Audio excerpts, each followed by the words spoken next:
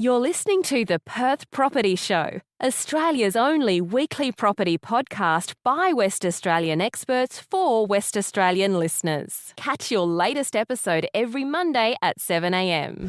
Good morning, everyone. Welcome to the Perth Property Show. My name's Trent Fleskens, your host. As always, this week we're moving away from the building innovation and policy side and just getting back to the market, because I know we don't want to leave it too long before having a chat about market dynamics, what's going on the streets, at our home opens on the weekends. And one of the most dynamic real estate agents in Western Australia that I know these days, he's actually not even a Western Australian, which is a bit awkward, is James Peach, owner of Modern Realty in West Leederville. James, thanks for coming in, mate. Trent, thank you for having me. I wanted to get you in because you've got a lot of energy. You're someone who has a very unique story and pathway to real estate in Perth, but also, therefore, a very unique perspective. Us in Western Australia can be boys in the bubble a little bit, having our own context about what things are worth, how things just work generally in property. But one thing we do know is that the market in Sydney, which is where you're from, where you grew up, where you bought, where you were a real estate agent yourself for many years, is very different. Probably more dynamic, a lot more going on. Prices clearly twice as much as ours for the same thing that we're buying, with lower incomes than ours, which just is really hard to compute. So I wanted to get you in just to have some really frank, candid conversations about what's the difference. How is life in property in Sydney different to life in property in Perth, as well as your experience on the ground generally right now in Western Australia, because we always want that update, don't we? So Can you quickly give us a couple of minutes spiel on your background from the first time you were involved in property over in Sydney? Everything you said there, it's very true. It is in some ways polar opposites comparing the two. However, I guess the general rule is the same. My journey started when I was 17 and my whole family are all lawyers, and I was never interested in that side of life. And our neighbour put their property on the market and I went over and wandered through, and the guy offered me a job randomly. I still finished school, but I did take that job offer and started in property management for about a year. And that was with Rain and Horn back then. And it was a good way to understand the property management side. And it's very hard work. And then from there, basically, I always just had this longing to do sales. And I can't tell you why, but I just love it. So I asked the owners if I could go into sales, and they politely said no about 5 times and kept telling me to go put 50 signboards up for lease everywhere. I ended up just deciding that job wasn't right for me and took a year off and actually drove around Australia and just to explore an adventure. And as I arrived, a friend from school rang me and said, "You've got to go meet the guys at Bressick Whitney." Never heard of Bressick Whitney. I grew up on the North Shore. The only times I went east was probably playing footy. And then I went over and to this office there and sat down for an interview, and it was amazing. The energy, the leadership, and I think when I started there was 16 people, and when I left 10 years later there was 200 odd people there. And to give you an idea, Bressick Whitney was Ivan Bressick, Shannon Whitney, who, along with probably the top agents in Australia, Alex Phillips, Stephen Chen, all those guys who are killing it all around Sydney, all worked under John McGrath. And McGrath being quite a notable real estate agency, 100%. ASX listed, I believe, as well. Yep, they are, I think. And John McGrath is stemmed to probably the top in Sydney anyway, top agents there, all worked there. Shannon, he was the number one in that inner east market there, and Ivan was younger then. They started this business. Shannon always had a big vision, and he did change the real estate industry in Sydney, starting with putting price guides on all properties, which in 2003 is unheard of. There was never a price guide on a property. Which is a bit strange in Perth. It is. You only don't see price guides when it's a seller's market, but in a buyer's market, you certainly do see price guides. 100%. Interesting statistic, 72% of people won't click on a property without an advertised guide. Realestate.com. There's an argument each side. Pretty much all my properties, except for something unique, have a guide on for a reason. And if you're a buyer, there's nothing more frustrating than not seeing one. But anyway, that's another topic for another conversation. Even more frustrating is not being told one when you speak to the agent. Yeah, and I was in an appraisal, and that owner didn't get someone in because they wouldn't provide a guide on a property, and he just said, anyway, yeah, as I said, that's another whole long conversation, but with just back to, I think, the Bressick Whitney side to sum that up for you. In that time, they really focused on their marketing. They went from no market share to 100% market share, opened up 4 agencies. I was there for 10 years, and then they started doing things, and they still do. If you go on the website, you can download a building inspection on the spot for free. You can get the contract on the spot. It's helping buyers to have a good journey in real estate, which I think Sydney Sydney's definitely leading the runway there. It's making it as easy as possible to buy a property. 100%, which why make it harder? It's a good system. It still is. A lot of agencies around, they're all competing saying this is stupid, this doesn't work. But in the end, they took over to the point where obviously since then, agents have left. Bressig Whitney is still huge, but there's a lot of the veins of Bressig Whitney running through all of Sydney. And so after about 10 years,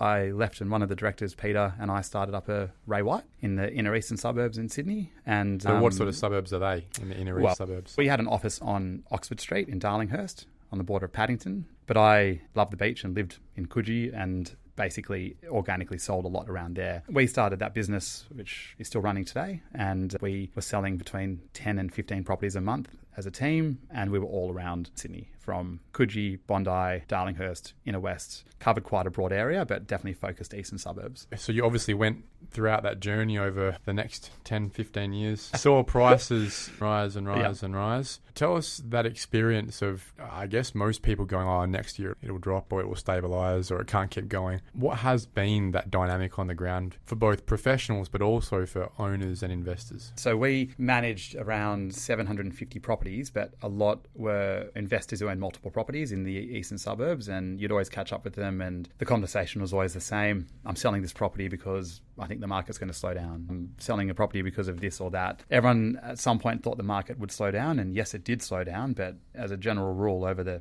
17 years I was selling in Sydney, it only went up. Apart from a few suburbs and a few years, it was an amazing thing to see, where I feel as though you almost couldn't go wrong. All my friends' parents who owned, all they had to do was own a property anywhere in Sydney, and it's gone up 600-700% since we were at school in many cases, sometimes more. And that really is better than anyone could ever imagine making as an income, making on the stock market. It has created this generational wealth. Huge. Not only for obviously our parents' age people, but also for people our age who have been able to use that equity, and often is the only way by using that equity in Bank of Mum and Dad guarantors to buy their own property. Is that the reality over there at the moment when it comes to regular people in their 30s, 40s, probably not in their 20s, true, who have been trying to buy their family home over there for a few years? We think about Perth and how it's getting harder for an individual on $100,000 to buy a first homeowner's level property. But you think about Sydney, that seems to have probably not been an option for a long time unless you've got your parents' equity. If you're earning $100,000 in Sydney, you're not buying a property. If I look at people I know,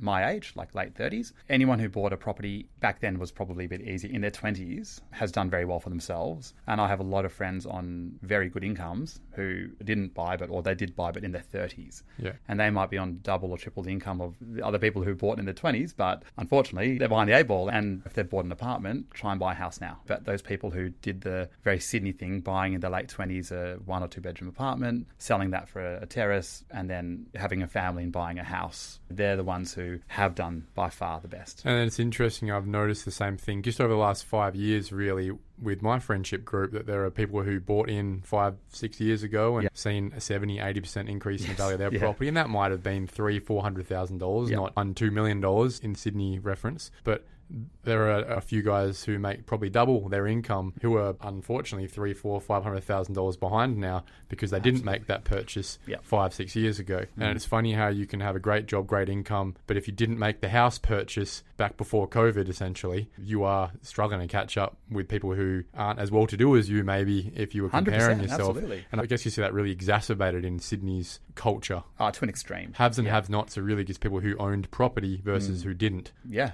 Even working at Bressig Whitney, where there's multiple multi-million-dollar agents, you could say, but a lot of agents writing $1 million, right? Those guys who were smart, bought a property and started that path in life have all done extraordinarily well because of that. Just because they were in property. Because they were in, and as a lot of people get sucked into, there are other agents who are buying the watches and the cars and not buying a house, or maybe buying a studio apartment or something like that. They would be earning higher numbers. The people who were smart with their money and invested in property have doubled, tripled in that time. Yeah. It's really interesting just to see the exacerbated example over in Sydney. Yeah. And I guess it's led to this culture there, which we think is quite poignant and quite strong here, but is just 10x over there, where for many reasons, but obviously just the continual growth in the Sydney market has created this culture of, I'm a property investor, I'm a really smart guy, I'm worth a lot of money just from having a few properties, but also this desperation from all those people who haven't trying to get into the market. What was the dynamic like at the negotiation table, auction days, all those sort of things over in Sydney? So our auction campaigns in a normal market would be 4 weeks. So 3 Saturdays, auction on the 4th. In a really good market, 2 or 3 weeks. Clearance rates where we were generally sitting around 80%. In the eastern suburbs,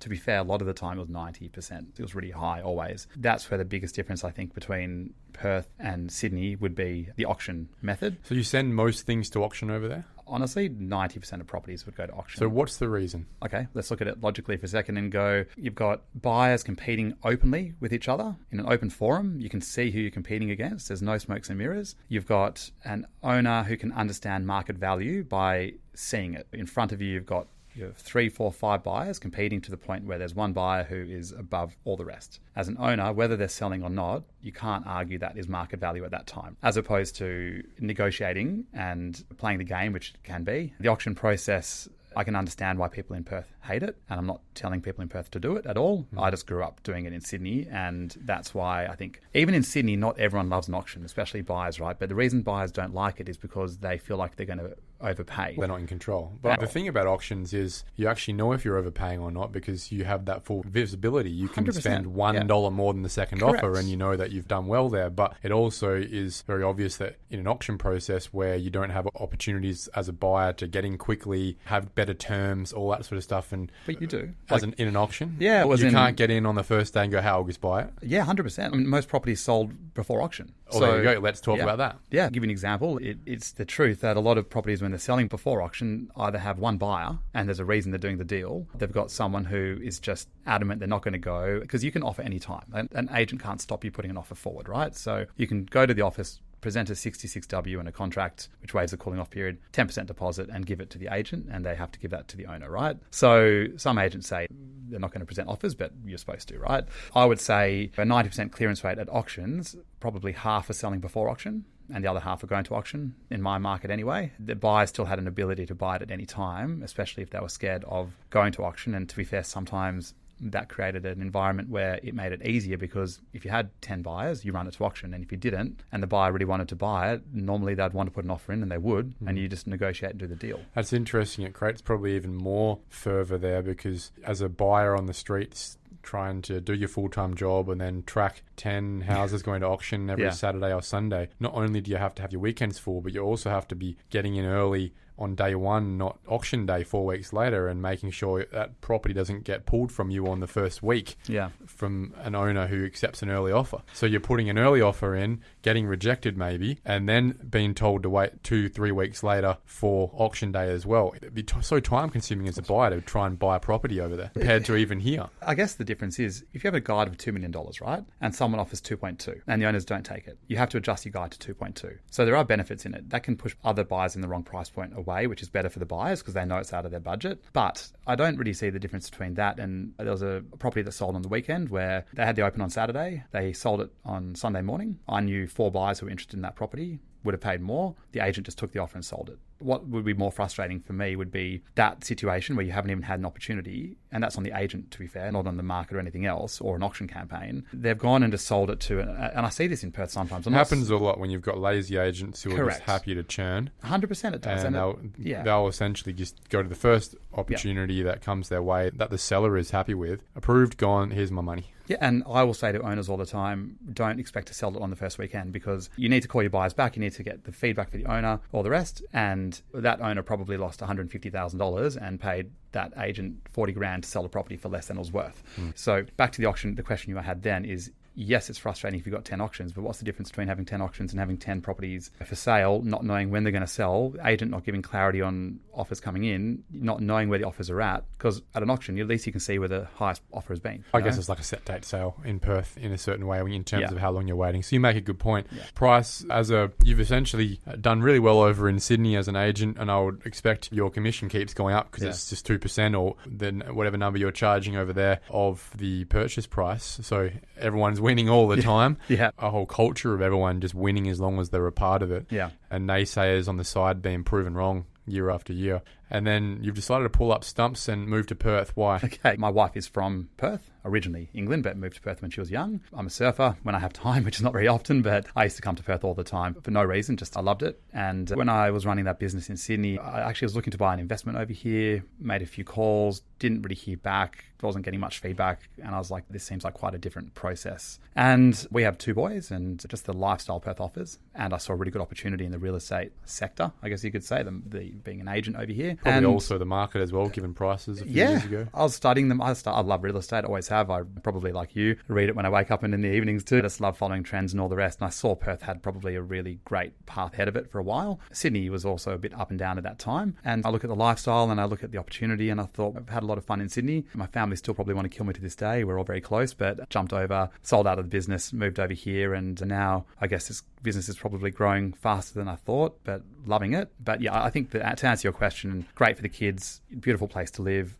Lower cost of living. People used to always go to Sydney. Now then they started going to Surfers Paradise in Brisbane. A lot of properties I'm selling now are Melbourne, Sydney, and now international too, obviously. I'm not saying this is good or bad. Obviously, everyone's got an opinion, but the fact is the lifestyle, the weather, Perth offers is 10 out of 10. And that's probably, to answer your question, simply work, saw a huge opportunity, family, saw a great lifestyle, and cheaper in real estate terms, that's for sure. You think about cost of living, obviously it's not just the coffees, it's also just the mortgage, right? Yeah. Rates, all those sort of things of the value of the property. So you've come over, you've purchased a property in Scarborough. Yep. I always thought Scarborough was an underrated suburb, like Coogee in Sydney, where we bought back in the day. And I think Scarborough, especially South Scarborough, and I guess anywhere outside of the exact immediate hub of Scarborough, I just thought it was a really good opportunity. I was looking at it on maps, looking compared to where I wanted to buy. So what would you expect to be paying for the equivalent place Yep. in Coogee, for example? 2 streets back from the beach, 450 square metres of land, honestly, in a nice house,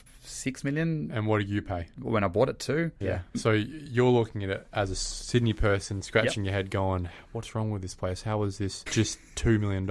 And when or was a high-fiving going, how good is this? Yeah, that too, right? Yeah. But also, can we talk to the psychology for a second? Yeah. Where you've come from those dollars being normalised every day, coming to $2 million in Perth for what looks like the same thing, same lifestyle. Are you super sensitive to whether it's 2, 205, 21, 22, or you just, hey, it's less than 4, it's less than 3, who gives a whatever? Yeah. I'll have it. Yeah. I'll have 2 if I can afford it. Or are you, nah, man, I'm screwing this down as cheap as I can. Like, what's the psychology coming from Sydney where it would be like for a Perth person going to Bali, I think, when it comes to price points? That's probably fair. Everything is relative, right? So you look at WA, highest average incomes in Australia for a major capital city, lowest average house prices, right? Not including Darwin and other areas like that. But I think the biggest difference is in Sydney, everyone seemed to borrow, I think the average is like 92% of what they could be offered from a bank. And that was normal. One thing I learned really quickly over here is people, a lot of the time it's going to 60%. You can get a loan of $1 million and they're not right now, but back then we'll spend 600. Now I feel maybe it was you can get a loan for $1 million, and a lot of people are doing kind of 80+%. But I think that's only changed recently with such growth in the market where people are really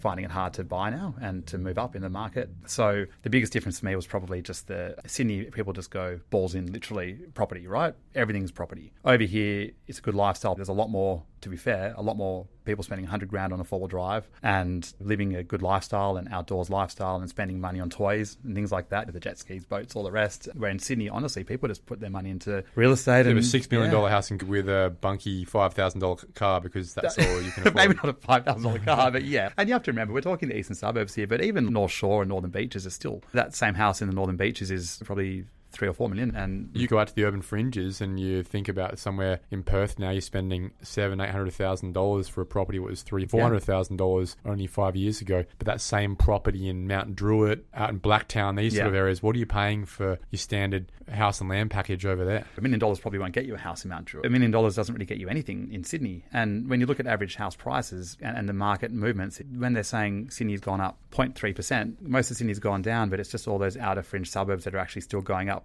because that's the only place people can afford. Yeah, exactly. And that's where the entry level is. Correct. Everyone else is just trading, essentially. Absolutely. So let's go back to that dynamic in Perth. We obviously don't see auctions. Yeah.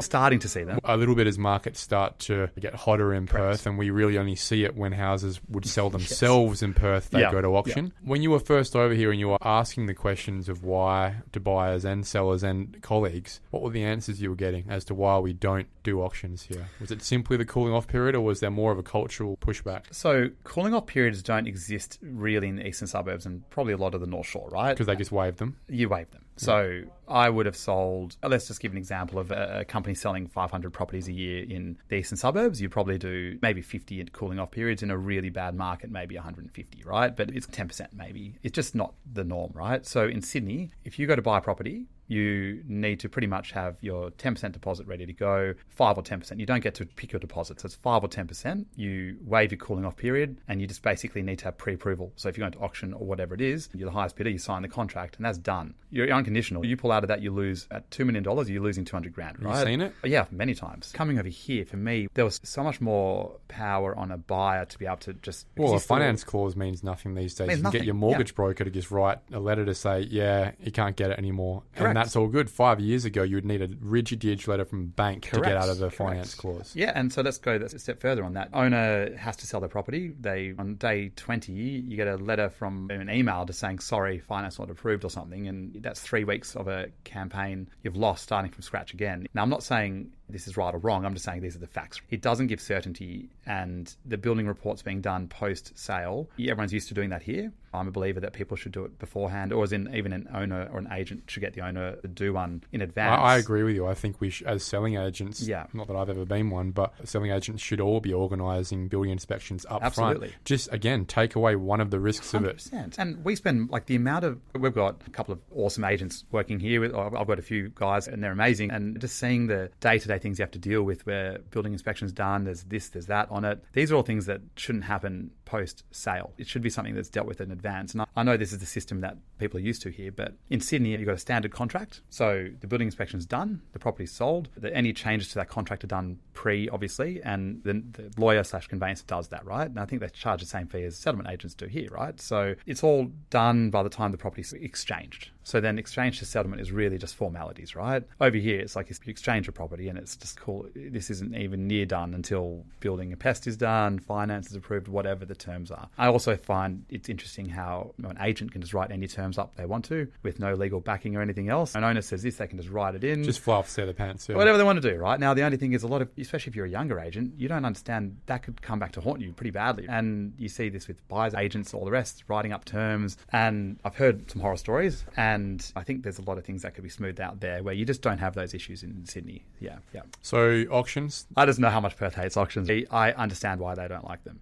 I think it's because buyers often, as you said before, are that much more in control of the transaction and the way it's going to get done if I'm going to give you this price. Yeah. There is more of a say from the buyers as a community where you see an auction and you go, nah, can't be bothered. I'm not going to that. Even if you like the property, because I am not going through that BS to buy a house, even if it's exactly what I want. Not going to be partaking in that crap, thanks. I feel like that is certainly that's my mentality. Yeah, but let me ask you a question, right? So this is going to sound really weird. I would prefer to buy a property at auction than any other method, right? So if I'm at auction, I'm looking at you right now and you're bidding against me. Now, if I'm the highest bidder, I know that I paid market value. When I bought my property, one, I would have paid more for it, and two, not the one I just bought, like one back in the day, there wasn't the ability for the agent to get the best price. But at the same time, everyone over here, there's so many different ways of selling a property that when a buyer goes from one to the next, so you're doing, is it set date sale, or is it just best and final, or is it selling in the next hour? Everyone's got their own way of doing it, right? And that causes confusion for buyers. My whole thing here is I think it should be easier for buyers to actually buy, but there's things we can do to stop that post-sale headache, right? So going back to what we're just talking about in regards to the auction, here there's too many different ways of doing it. Everyone just does whichever way they want to do it. Put a price guide on, don't put a price guide on. Give no price guide at all. If I'm going to buy, you're bidding against me, I'm looking at you, it's $1 million property, you bid to $990, I bid to $1 million. I'm happy that I know that I legitimately bought that for the market value. If it's smokes and mirrors and you can't see what another buyer's paying or offering on the property, I meet people every single day who would have paid more for a property but didn't get the opportunity. You don't have that problem at auction. The buyers miss out for that reason. So I think my thought process on auctions there is that the last thing that a seller wants to do when going to auction is put their cards down on the table when playing blackjack, because if no one's going to rock up to that auction, or very few people, you've already shown those people who are at the auction there's not a lot of competition here. So one, you want to be really sure that you're going to get a lot of people coming to this auction, because your house will sell itself regardless of the method or the agent. Correct. Right? Yep. Now, the secondary part of that is, if I'm a buyer, I'd rather the opportunity to feel like I'm being a bit of a smarty pants, get in early, find a way to use terms to feel like I've got a better price. That's essentially how buyer's agents sell their services in Western Australia. Whereas in the East Coast, they're more just like sourcing agents rather than buyer's agents. They're not negotiating shit. Yes, agreed. Right? Agreed. You take that away from a buyer,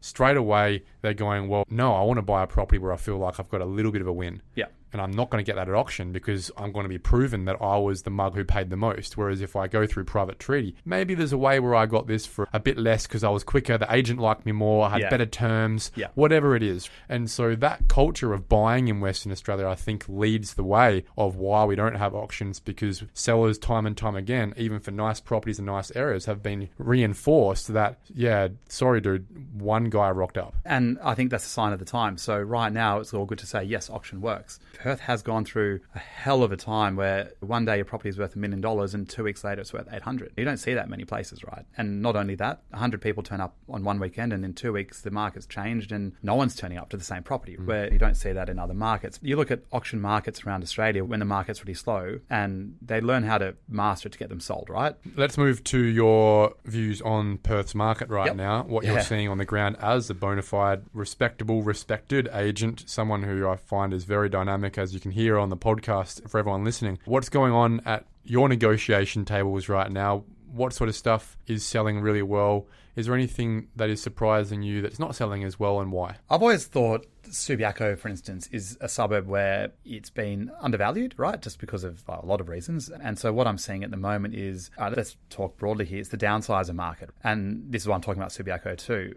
I've sold quite a few this year around there for $2 to $3 million, where they're happy, they've got a great price for their property. But James, I need single level or a lift, because we're in our 60s, 70s, 80s, whatever. And they're like, my house was worth 1.5 last year. I just sold it for 2.5. Let's go buy something. Now they go looking and there's nothing. There's crickets. And if they find a single level property, they're competing with a bunch of young families. And if they find a suitable property with a lift, it's sold in 20 seconds. Ironically, these are the same people who are voting against the local infill project going on in the street next door 3 or 4 years ago. This is the frustration of property developers, and especially in those western suburb areas. Yeah, but that's also, I think, the mentality, because you look at every other capital city, there's high rises in core areas, and there are options for people to buy a beautiful apartment to live in, to downsize. Perth was always the place you want 1,000 square meters, a big house, all the rest, and you could get it for a long time. But the problem is everyone for a long time downsized to 400 square meters, but now people don't want to look after a house. They want to go to their beach house. They want to lock and leave, but people don't want stairs either. If I asked my mum and dad 10 years ago, hey, you'll be in an apartment in 10 years, they would look at me and they'd laugh. Now, they bought a 3-bedroom apartment 3 years ago. I sold the house for them quite a while ago. They've never been happier. They've got the beach property they go to, and therein is the transition of modern society, where people are moving to more urban environments because they want the activity. Ease of living. There's only one way to do it, especially with costs, and that is apartments. Correct. For older people, townhouses for younger people. 100%. Also townhouses with lifts for older people too. True. And that's smart. We see Netherlands, they've got a few coming into lifts now. So to go back to the question on the market, everything I'm selling at the moment where either a young family or a downsizer could live in it, hotly contested. You're looking at square metre rates going, not Sydney, but not far off for some of them. And this is where I think developers are itching to build these kind of properties. They're not able to at the moment. I'm not going to get political and say whether I think it's a great idea or a bad idea. All I know is there's a major shortage of it. I think in these key suburbs where people will sell their house for $3, $4, $5, $6 million, they want the option to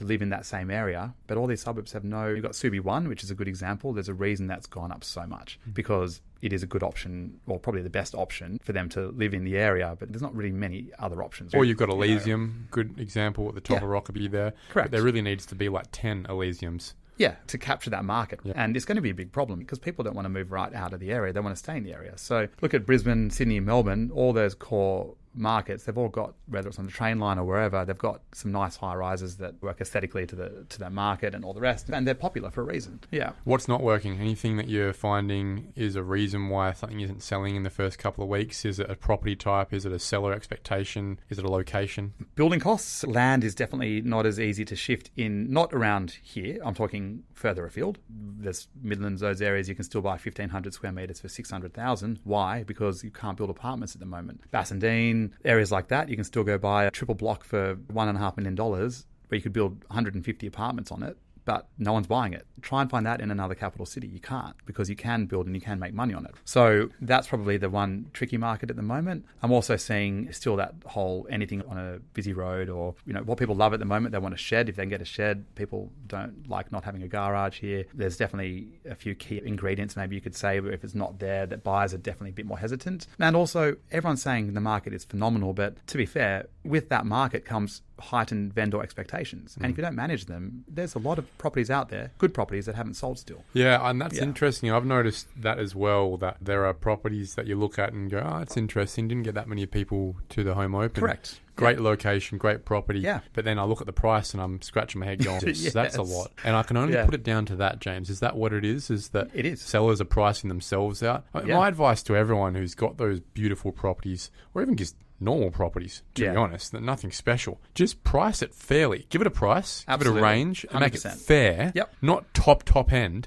And I remember agents a long time would say, price them low, watch them grow. That's not Price exactly... them high, watch them die. Yeah, that's what it is. And I think at the end Old school. More is price it fair. And we actually see it growing quite a lot. But you show an arrogance as a seller in this market, and you have the buyer pool just putting their two middle fingers up. Going, even if I like this property, I'm not coming. In the same way they will to auctions. I agree, and I've seen it firsthand. Had a couple sell in the last week, which we definitely had to work on expectations. But once it was done, they were really happy. Especially around here, there are some really good houses on the market. And even Cottesloe is a good example, where what was 3 is now, they're asking 5 in the space of a year. And they're not all selling. But everyone's sitting there going, Cottesloe's gone crazy. But the apartments have. Because why have they? Because people like the downsizers are buying them. There are a lot of properties that are still not. Well, when I say a lot, there's some good properties still not selling, but it only comes down to, I would say, vendor expectations, which will be inflated. And I've seen that for 20 years in Sydney when prices never went down. Yeah, how did that compare in Sydney? Do you have similar dynamics where you've got these overzealous sellers and a little bit of pushback in certain times of the cycle going forward? What was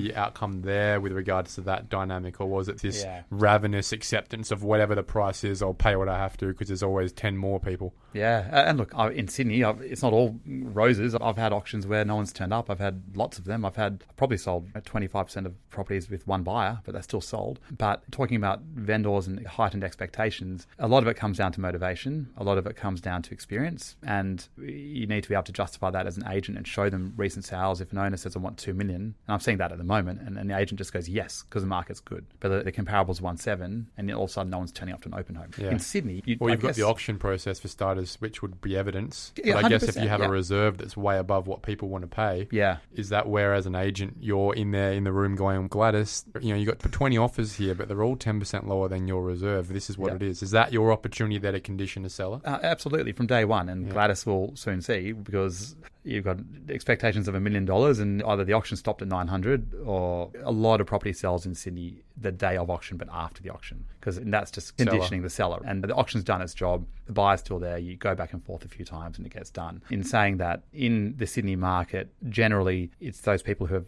bought and sold before who would be happy to meet the market. We've all had those owners who just don't listen for whatever reason. Sydney does have their fair share, but I think because Sydney's so real estate based, everything is real estate in Sydney. And on top of that, the agents are very good. They're not afraid to tell an owner what it's worth. Their vendor management, things like that, is day to day. In doing it for 17 years there, you do it every day. But over here, there are agents who've only been doing it for 3 years, so they've never seen a bad market before, because they haven't. The market's been not amazing, but it's been consistent for quite a few years. How are they going to handle it when all of a sudden no one's turning up to an open, or things like that? So I guess it's all experience from the agent to help those vendors make that transition. But yeah, Sydney, I hate to say, but yes, a lot of the time your mum could put a signboard up the front, do 4 open homes and sell it at auction. It's when the market slowed down a bit that the skills really came out. Well, it'll be interesting, because I don't expect we're going to see that market for at least the next year or two in Perth, but it will be one that's more egalitarian, I think, at the end of the day. Good agents will be selling the best properties for the best prices. Good houses will sell well. Yeah. Dodgy places or places that are overpriced in dodgy areas won't get the same love, the same FOMO as we saw with the East Coast investor-induced furor in the last couple of years. We're going to see growth based on amenity, as I've been saying for the last few months of this year. Gentrifications. Look at Redfern exactly in Sydney. right. Do you know Redfern? I've heard of it. Yeah. When I started, there was fires in the street. Literally, the back fences of properties had glass in the cement, and a house you could buy for $400,000. Redfern, Darlington, but they were always good locations. And when I left, the houses in Redfern selling for $5-6 million. I think you see a similar thing in places like Willagee, for example. Absolutely. I had friends who live there, and they get their house broken into every few months. Their house 6 years ago would be worth $500,000 on a full block. It's now 1.2, 1.3, 1.4 mil for the same thing. Yeah. And there's been gentrification because of rezoning and a lot of state housing moving out of the area. Coolbellup, similar situation there as well. Hamilton Hill on the south side as well. Great example, Hamilton Hill. Can I give you a really good example? To go back to your first question, right? I still remember when I came over here and I had a house in Wycombe Valley. And I still remember sitting there. It was a beautiful home, 500 square meters. And we priced it thinking, okay, it's $800,000, right? And we sold it for $840,000, I think. This is only a couple of years ago. But I still remember, this is when you ask about having Sydney head in the Perth market. That was one example of me sitting there scratching my head going, how the hell is this $840,000? It's beautiful. It's got character. It's close to Fremantle. It's walking distance. And I guess, to be fair, I guess we were right, because that property in 2 years is probably worth 1.3 now. I still look at the suburbs like Hamilton Hill and those areas. Look at the location. Yes, the prices seem scary now, but there's a reason they're moving, because it's a livability. Yeah, it's walk score, it's amenity, it's how long do I have to drive to work. It's all those sort of things, to water, to the city. So I think those are always the fundamentals, whether you look at a suburb and think, oh, it's dodgy or not. Yeah. Eventually they will shine through, because eventually enough people with good character and good backgrounds will fill those areas as a spillover from the areas that are already nice. Yeah. Amenity will always shine through, and that is mostly location. Yeah, and Sydney's done that. Melbourne's done that to an extent. Brisbane's done that. Perth hasn't yet. It's starting to. I think you can look at suburbs like Yanola is starting to come out from there. It will be Westminster and Balga next, and eventually these are suburbs where people go, come on, Trent. Yeah. Those places are holes. But actually, when you look at the location, the amenity, closeness to city, closeness to water, they're not trig. Yeah. But they're certainly not X% less in terms of value and amenity for most people. And it will be as more people who are brought up in nicer areas who can't afford those nicer areas anymore. Young guys who are having to move to those areas as compromises fill the suburb up, and they go, hey, this is all I can afford. And eventually you got a suburb of people who grew up in Duncraig living in Balga. And they've got kids, and now it's a lovely area. Cafes on the corner. Exactly. When I moved over here, I still remember looking at Glendalough, Stirling, those areas, and saying to my friends who were trying to buy $800,000 a house somewhere, and they're looking double view, getting priced out. And I was saying to them, guys, you're talking 10 minutes to the city and less, and you're talking 12 minutes to the beach. How can you get a house under $1 million? And even now at the 1.213 million for 700, 800, 900 square meters, I still think it's good value, because you put that in any other capital city that close to the beach or to a hub, they're $2 million easily. And that's the perspective I wanted to bring today, James. And I really appreciate your time on the chat. And it's that fortitude, that conviction of looking me in the eye and going, I still think this is good value, because when you're a national buyer, someone who has national perspective on what things cost, what land costs in certain locations close to amenity, that's when you know. And as much as I would consider myself an expert in Perth, I don't have a monkey's clue about what's going on with prices in Sydney and Melbourne, and therefore it's that perspective I think is really important for us in Perth to continually remember as prices continue to go up. It's not a sense of gravity here where what goes up must come down. Absolutely. It only goes down if the arse falls out of the fundamentals, which we know aren't changing for quite a period in time in Perth. Perth's not a mining town anymore. Perth's and amazing. Therefore it is amenity based. If you have that amenity, if you have that wage, and you're paying the same interest rates as everyone else, population growth continues to grow higher than anyone else, and we are not fixing our supply problem worse than anyone else. What happens to prices in the same way as what happened to prices in Melbourne, Sydney, Brisbane? It's Perth's renaissance right now, for good or bad. Good for those in the market, as we saw in Sydney. Bad for those who were not. Correct. Hopefully they get in the market. Shift. That's right, and that is the real haves and have-nots going forward in Western Australia. It's those who have houses, have property, and those who don't. Don't even worry about your income. Mate, thank you very much for your time. I love it. Thank you. Thank you for listening to another episode of the Perth Property Show. If you've only just joined the conversation, you can catch up by heading over to our website, perthpropertyshow.com.au, subscribing to the podcast, or joining our Facebook page. Don't forget to tune in next Monday at 7 a.m. for more expert insights, local analysis, and suburb spotlights. Happy hunting!